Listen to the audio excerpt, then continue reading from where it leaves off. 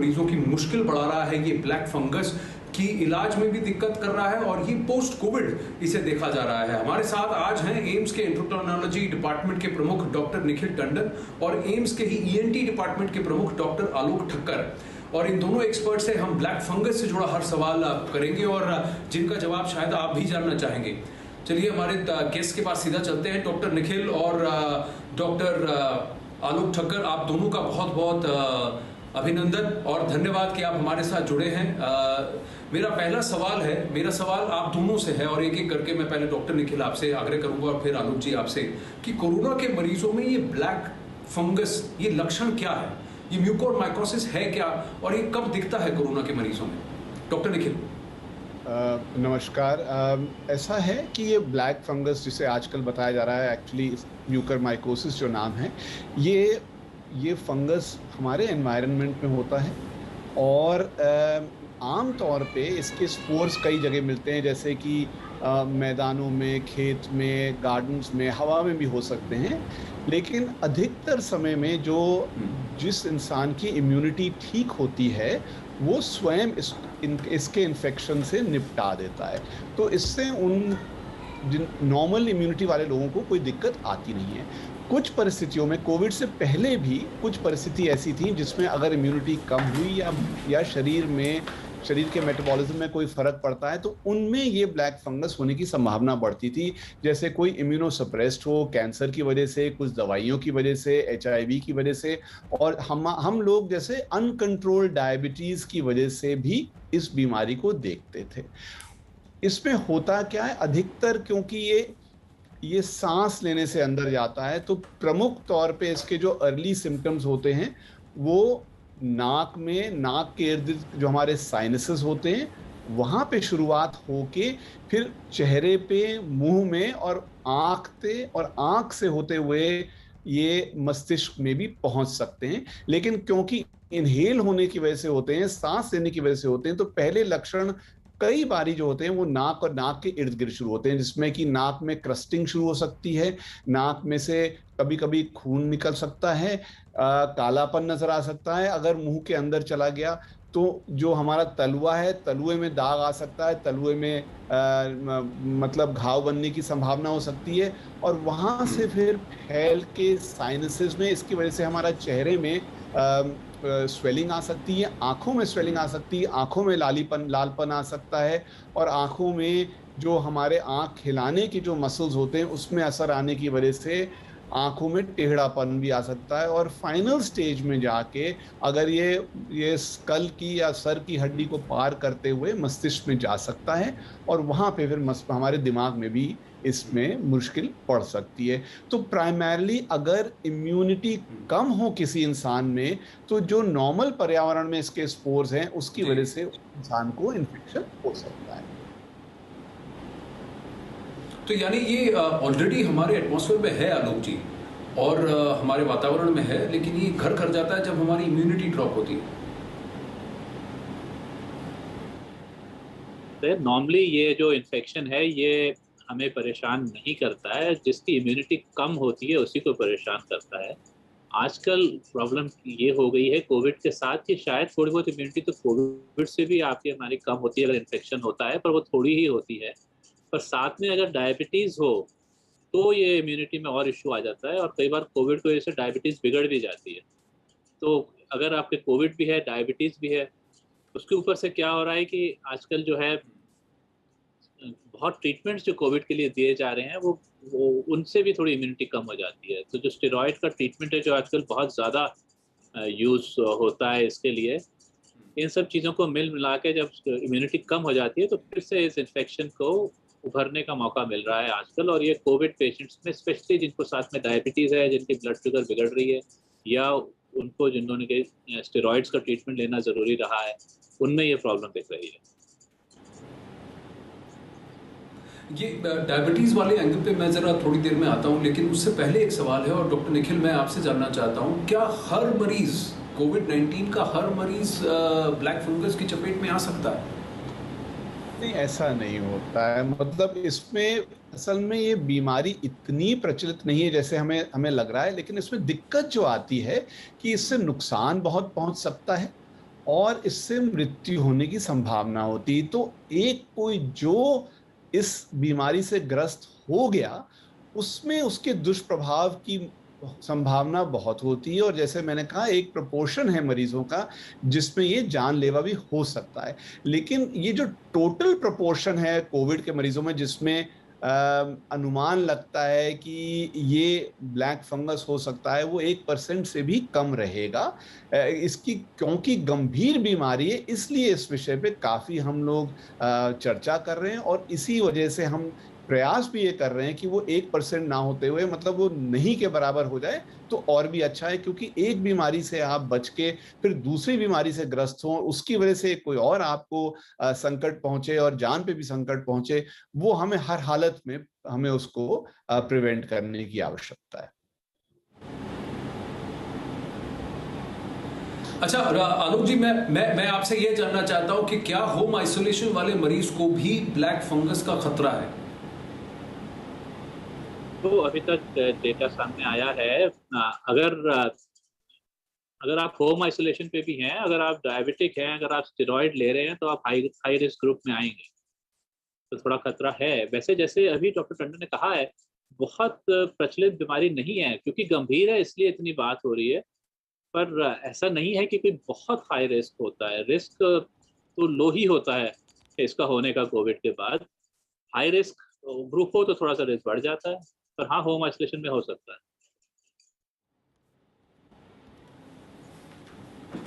अच्छा, मेरा अगला सवाल ये है डॉक्टर निखिल, मैं आपसे जानना चाहता हूँ, डॉक्टर आलोक ठक्कर ने बात की थी डायबिटीज के जो मरीज हैं वो खासकर इसकी चपेट में आते हुए दिख रहे हैं, ऐसा क्यों है? और डायबिटीज के मरीज क्यों ब्लैक फंगस के निशाने पे हैं?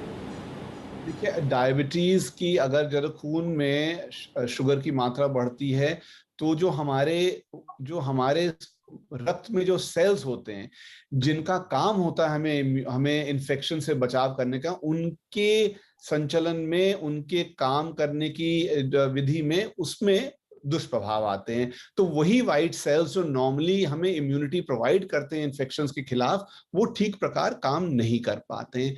उसी प्रकार कई बारी डायबिटीज में कुछ शरीर में केमिकल्स होते हैं, उनकी मात्रा बढ़ जाती है, और उन केमिकल्स की मात्रा बढ़ने से भी ये टेंडेंसी ज्यादा हो जाती है। हमने अधिकतर केस जो एक होता है जैसे टाइप 1 डायबिटीज में होता है, उनमें एक सिचुएशन आती है जिसे हम कहते हैं डायबिटिक कीटोएसिडोसिस, जो बहुत ही एक्सट्रीम सिचुएशन होती है। उसमें शरीर में इंसुलिन नहीं होता है, शुगर की मात्रा आसमान छूने लग जाती है, कीटोन्स होते हैं, शरीर में जो तेजाब होता है उसकी मात्रा बढ़ने लग जाती है। तो उस severe sort of disease condition में म्यूकरमाइकोसिस हमने कई बारी ज्यादा संख्या में देखी है। और ये कॉम्बिनेशन ऑफ फैक्टर्स, जैसे मैंने कहा है, अनकंट्रोल्ड शुगर्स, शरीर में जो एसिड बेस बैलेंस है उसमें खराबी आना, शरीर में आयरन की अवेलेबिलिटी जो फेरेटिन लेवल से देखा जाता है में अंतर आना, इन सब कारण की वजह से डायबिटीज के मरीजों में इसकी हमें ज्यादा देखी जाती है। पर इससे क्या, किस तरह की, अगर मैं आपसे पूछूं कि किन बीमारियों के जो मरीज हैं उनको ब्लैक फंगस का खतरा ज्यादा है? आपने डायबिटीज की तो बात की, बट आलोक जी मैं आपसे ये भी जानना चाहता हूँ और किन कौन कौन सी बीमारी या कोमोर्बिडिटीज वाले केसेस हो सकते हैं जिसमें ब्लैक फंगस का खतरा ज्यादा है? तो जब कोविड से पहले का जो हम लोगों का एक्सपीरियंस है, तब इससे कहीं कम प्रचलित था। पर जनरली ये सिचुएशन आपको मिलती थी या तो टोटली अनकंट्रोल्ड डायबिटीज में, या फिर पेशेंट्स जिनकी इम्यूनिटी इसलिए कम हो कि उनके किसी कैंसर के एग्रेसिव ट्रीटमेंट्स हुए हों, या उनकी किडनी इश्यूज हों, ट्रांसप्लांटेशन हुआ हो, या कोई इस तरह की बात हो। तो इम्यूनिटी कम होना तो आप समझिए ज़रूरी है, जिससे कि ये बीमारी आपको लगने के लिए। और ये कॉमन इश्यूज थे: cancer treatments, transplants, kidney disease, और ऑफ कोर्स डायबिटीज। इसमें कई सारे डाउट्स जो हैं वो सामने निकल के आए हैं ब्लैक फंगस की।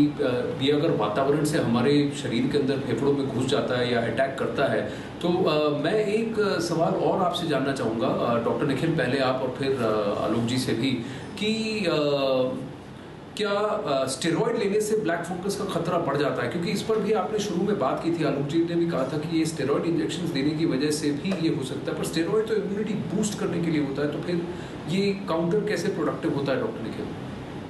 देखिए, नहीं, स्टीरॉइड्स एक्चुअली में थोड़ा सा कोविड की बीमारी में और स्टीरॉइड का जो है संदर्भ वो आपको देना चाहूंगा। देखिए, कोविड की बीमारी में जो पहले कुछ दिन होते हैं उसमें हमारा जो प्रयास होता है वो वायरस के खिलाफ हमारा मेन फोकस होता है। तो इसलिए कई सारी जो दवाइयां दी गई हैं वो प्राइमरीली इसलिए दी जाती हैं क्योंकि वो एंटीवायरस रुख अपनाती हैं, ठीक है। तो वो पहला सप्ताह जो होता है कोविड की बीमारी में वो हम वायरस के खिलाफ काम कर रहे होते हैं। दूसरे सप्ताह या उसके बाद जो हमारे को खतरा जो होता है वो है कि अगर शरीर का जो इम्यून सिस्टम है वो अनकंट्रोल्ड डिसरेगुलेटेड हो जाता है, वो हमारे संतुलन से बाहर हो जाता है और इसलिए इन्फ्लेमेशन की एक लहर दौड़ती है शरीर के अंदर। और प्रयास सेकेंड वीक ऑनवर्ड्स होता है कि हम इन्फ्लेमेशन को हम कम करें। तो ये स्टीरॉइड्स का जो रोल होता है, अगर आप नेशनल गाइडलाइंस को भी देखेंगे, स्टीरॉइड्स का रोल पहले सप्ताह में नहीं दिया गया है। स्टीरॉइड्स का रोल दूसरे सप्ताह में दिया गया है और वो इसलिए दिया गया है ताकि इम्यूनिटी, जो इम्यून सिस्टम है, अब हमने वायरस से अपना जो है रुझान हटा के अब हमने इम्यून सिस्टम की तरफ हमने अपना फोकस करा है और उस इम्यून सिस्टम जो एक बेलगाम घोड़े की तरह दौड़ रहा है उसको हमें सप्रेस करने के लिए स्टीरॉइड्स दे रहे हैं। तो ये आपको समझना है कि स्टीरॉइड्स किस संदर्भ में दिए जा रहे हैं।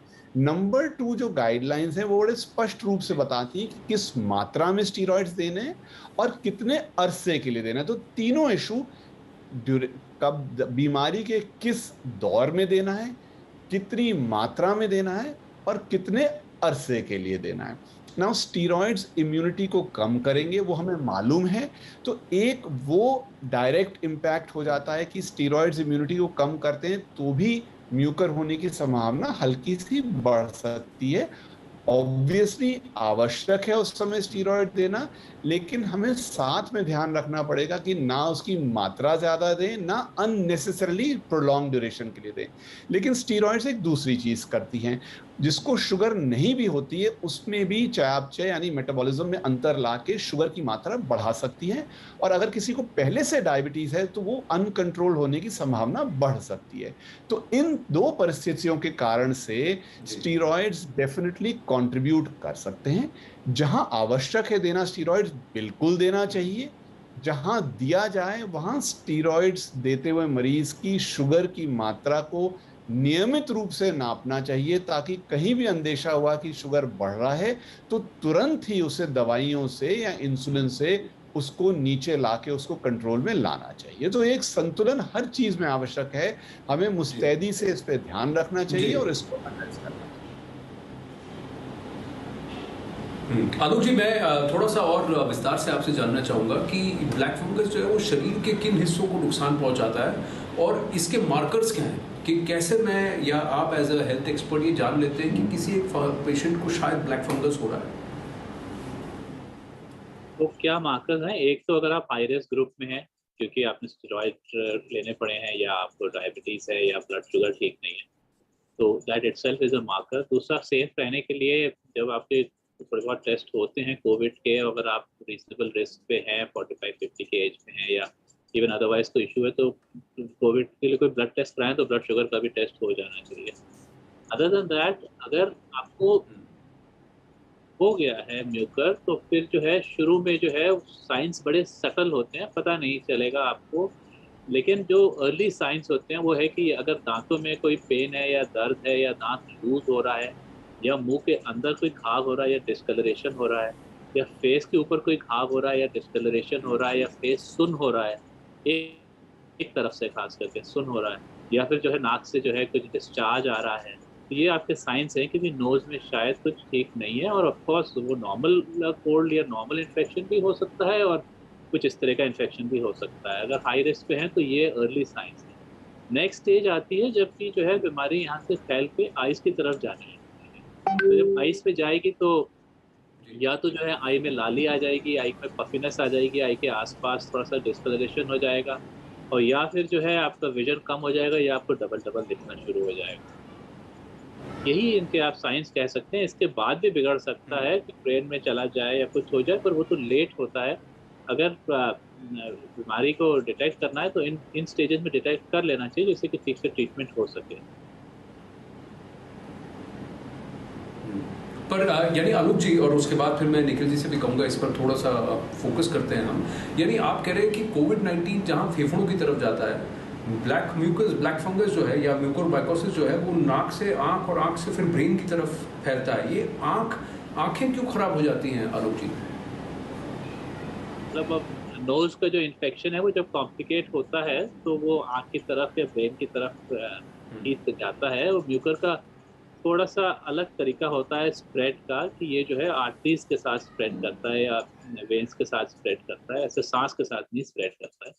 तो जो नोज पे एक बार इन्फेक्शन हो गया तो वहाँ के आर्टरीज एक बार इन्वॉल्व हुई तो उनके साथ साथ जो है ये स्प्रेड कर जाता है टू दीज रीजन्स। इसका कोविड इन्फेक्शन से ऐसे कोई रिलेशन नहीं है। कोविड इन्फेक्शन की वजह से जो इम्यूनिटी कम हो रही है और उसके ट्रीटमेंट से जो इम्यूनिटी कम हो रही है, उससे ये एक नया इन्फेक्शन है।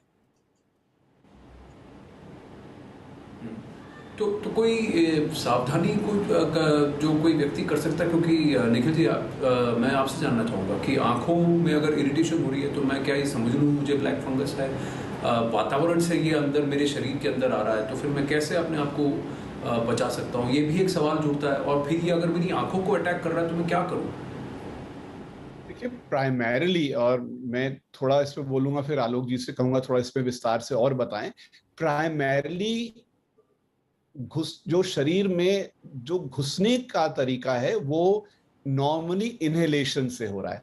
घुसने में नाक के जरिए से आ रहा है, आंखों में डायरेक्टली नॉर्मली नहीं जाता है।